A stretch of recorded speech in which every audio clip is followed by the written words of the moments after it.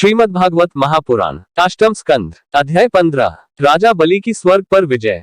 राजा परीक्षित ने पूछा, भगवान श्रीहरि स्वयं ही सबके स्वामी हैं, फिर उन्होंने दीनहीन की भांति राजा बलि से 3 पग पृथ्वी क्यों मांगी, तथा जो कुछ वे चाहते थे वह मिल जाने पर भी उन्होंने बलि को बांधा क्यों। मेरे हृदय में इस बात का बड़ा कौतूहल है कि स्वयं परिपूर्ण यज्ञेश्वर भगवान के द्वारा याचना और निरपराध का बंधन ये दोनों ही कैसे संभव हुए। हम लोग यह जानना चाहते हैं। श्री सुखदेव जी कहते हैं, परीक्षित, जब इंद्र ने बलि को पराजित करके उनकी संपत्ति छीन ली और उनके प्राण भी ले लिए, तब भृगुनंदन शुक्राचार्य ने उन्हें अपनी संजीवनी विद्या से जीवित कर दिया। इस पर शुक्राचार्य जी के शिष्य महात्मा बलि ने अपना सर्वस्व उनके चरणों पर चढ़ा दिया और वे तन मन से गुरु जी के साथ ही समस्त भृगुवंशी ब्राह्मणों की सेवा करने लगे। इससे प्रभावशाली भृगुवंशी ब्राह्मण उन पर बहुत प्रसन्न हुए। उन्होंने स्वर्ग पर विजय प्राप्त करने की इच्छा वाले बलि का महाभिषेक की विधि से अभिषेक करके उनसे विश्वजित नाम का यज्ञ कराया। यज्ञ की विधि से हविष्यों के द्वारा जब अग्नि देवता की पूजा की गई, तब यज्ञ कुंड में से सोने की चद्दर से मढ़ा हुआ एक बड़ा सुंदर रथ निकला। फिर इंद्र के घोड़ों जैसे हरे रंग के घोड़े और सिंह के चिन्ह से युक्त रथ पर लगाने की ध्वजा निकली। साथ ही सोने के पत्र से मढ़ा हुआ दिव्य धनुष, कभी खाली न होने वाले 2 अक्षय तरकश और दिव्य कवच भी प्रकट हुए। दादा प्रहलाद जी ने उन्हें एक ऐसी माला दी जिसके फूल कभी कुम्हलाते न थे, तथा शुक्राचार्य ने एक शंख दिया। इस प्रकार ब्राह्मणों की कृपा से युद्ध की सामग्री प्राप्त करके उनके द्वारा स्वस्तिवाचन हो जाने पर राजा बलि ने उन ब्राह्मणों की प्रदक्षिणा की और नमस्कार किया। इसके बाद उन्होंने प्रहलाद जी से संभाषण करके उनके चरणों में नमस्कार किया। फिर वे भृगुवंशी ब्राह्मणों के दिए हुए दिव्य रथ पर सवार हुए। जब महारथी राजा बलि ने कवच धारण कर धनुष, तलवार, तरकश आदि शस्त्र ग्रहण कर लिए और दादा की दी हुई सुंदर माला धारण कर ली, तब उनकी बड़ी शोभा हुई। उनकी भुजाओं में सोने के बाजूबंद और कानों में मकराकृति कुंडल जगमगा रहे थे। उनके कारण रथ पर बैठे हुए वे ऐसे सुशोभित हो रहे थे मानो अग्निकुंड में अग्नि प्रज्वलित हो रही हो। उनके साथ उन्हीं के समान ऐश्वर्य, बल और विभूति वाले दैत्य सेनापति अपनी अपनी सेना लेकर हो लिए। ऐसा जान पड़ता था मानो वे आकाश को पी जाएंगे और अपने क्रोध भरे प्रज्वलित नेत्रों से समस्त दिशाओं को, क्षितिज को भस्म कर डालेंगे। राजा बलि ने इस बहुत बड़ी आसुरी सेना को लेकर उसका युद्ध के ढंग से संचालन किया तथा आकाश और अंतरिक्ष को कपाते हुए सकल ऐश्वर्यों से परिपूर्ण इंद्रपुरी अमरावती पर चढ़ाई की। देवताओं की राजधानी अमरावती में बड़े सुंदर सुंदर नंदनवन आदि उद्यान और उपवन हैं। उन उद्यानों और उपवनों में पक्षियों के जोड़े चहकते रहते हैं। मधुर लोभी भौरे मतवाले होकर गुनगुनाते रहते हैं। लाल लाल नए नए पत्तों, फलों और पुष्पों से कल्प वृक्षों की शाखाएं लदी रहती हैं। वहां के सरोवरों में हंस, सारस, चकवे और बतखों की भीड़ लगी रहती है। उन्हीं में देवताओं के द्वारा सम्मानित देवांगनाएं जल क्रीड़ा करती रहती हैं।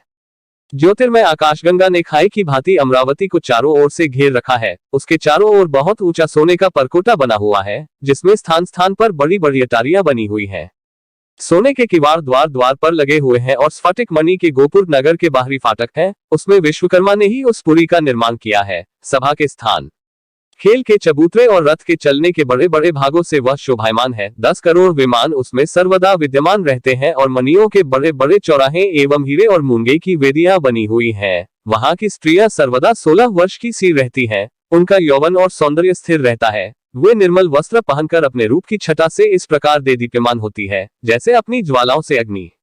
देवांगनाओं के जूड़े से गिरे हुए नवीन सौगंधित पुष्पों की सुगंध लेकर वहां के मार्गों में मंद मंद हवा चलती रहती है। सुनहली खिड़कियों में से अगर की सुगंध से युक्त सफेद धुआं निकल निकलकर वह के मार्गों को ढक दिया करता है।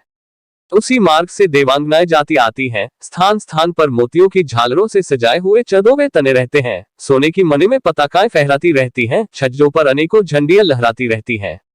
मोर, कबूतर और भौरे कलगान करते रहते हैं। देवांगनाओं के मधुर संगीत से वहां सदा ही मंगल छाया रहता है। मृदंग, शंख, नगारे, ढोल, वीणा, वंशी, मंजीरे और रिष्टियां बजती रहती हैं। गंधर्व बाजों के साथ गाया करते हैं और अप्सराएं नाचा करती हैं। इनसे अमरावती इतनी मनोहर जान पड़ती है मानो उसने अपनी छटा से छटा की अधिष्ठात्री देवी को भी जीत लिया है।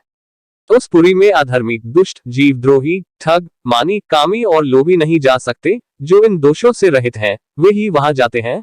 असुरों की सेना के स्वामी राजा बलि ने अपनी बहुत बड़ी सेना से बाहर की ओर सब ओर से अमरावती को घेर लिया और इंद्र पत्नियों के हृदय में भय का संचार करते हुए उन्होंने शुक्राचार्य जी के दिए हुए महान शंख को बजाया। उस शंख की ध्वनि सर्वत्र फैल गई। इंद्र ने देखा कि बलि ने युद्ध की बहुत बड़ी तैयारी की है, अतः सब देवताओं के साथ वे अपने गुरु बृहस्पति जी के पास गए और उनसे, भगवान, मेरे पुराने शत्रु बलि ने इस बार युद्ध की बहुत बड़ी तैयारी की है। मुझे ऐसा जान पड़ता है कि हम लोग उनका सामना नहीं कर सकेंगे, पता नहीं किस शक्ति से इनकी इतनी बढ़ती हो गई है। मैं देखता हूं कि इस समय बलि को कोई भी किसी प्रकार से रोक नहीं सकता। वे प्रलय की आग से समान बढ़ गए हैं और जान पड़ता है मुख से इस विश्व को पी जाएंगे, जीभ से 10 दिशाओं को चाट जाएंगे और नेत्रों की ज्वाला से दिशाओं को भस्म कर देंगे। आप कृपा करके मुझे बतलाइए कि मेरे शत्रु की इतनी बढ़ती का, जिसे किसी प्रकार भी दबाया नहीं जा सकता, क्या कारण है? इसके शरीर, मन और इंद्रियों में इतना बल और इतना तेज कहां से आ गया है कि इसने इतनी बड़ी तैयारी करके चढ़ाई की है? देवगुरु बृहस्पति जी ने कहा, इंद्र, मैं तुम्हारे शत्रु बलि की उन्नति का कारण जानता हूँ।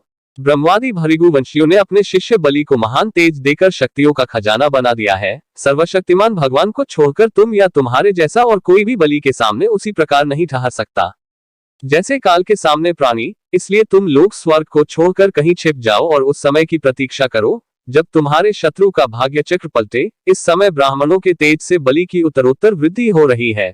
उसकी शक्ति बहुत बढ़ गई है। जब यह उन्हीं ब्राह्मणों का तिरस्कार करेगा तब अपने परिवार परिकर के साथ नष्ट हो जाएगा। बृहस्पति जी देवताओं के समस्त स्वार्थ और परमार्थ के ज्ञाता थे। उन्होंने जब इस प्रकार देवताओं को सलाह दी तब वे स्वेच्छानुसार रूप धारण करके स्वर्ग छोड़कर चले गए। देवताओं के छिप जाने पर विरुचिनंदन बलि ने अमरावतीपुरी पर अपना अधिकार कर लिया और फिर तीनों लोकों को जीत लिया। जब बलि विश्वविजयी हो गए तब शिष्य प्रेमी भृगुवंशियों ने अपने अनुगत शिष्य से 100 अश्वमेध यज्ञ करवाए। उन यज्ञों के प्रभाव से बलि की कीर्ति कौमुदी तीनों लोकों से बाहर भी दशों दिशाओं में फैल गई और वे नक्षत्रों के राजा चंद्रमा के समान शोभायमान हुए। ब्राह्मण देवताओं की कृपा से प्राप्त समृद्ध राज्य लक्ष्मी का वे बड़ी उदारता से उपभोग करने लगे और अपने को कृतकृत्य सा मानने लगे।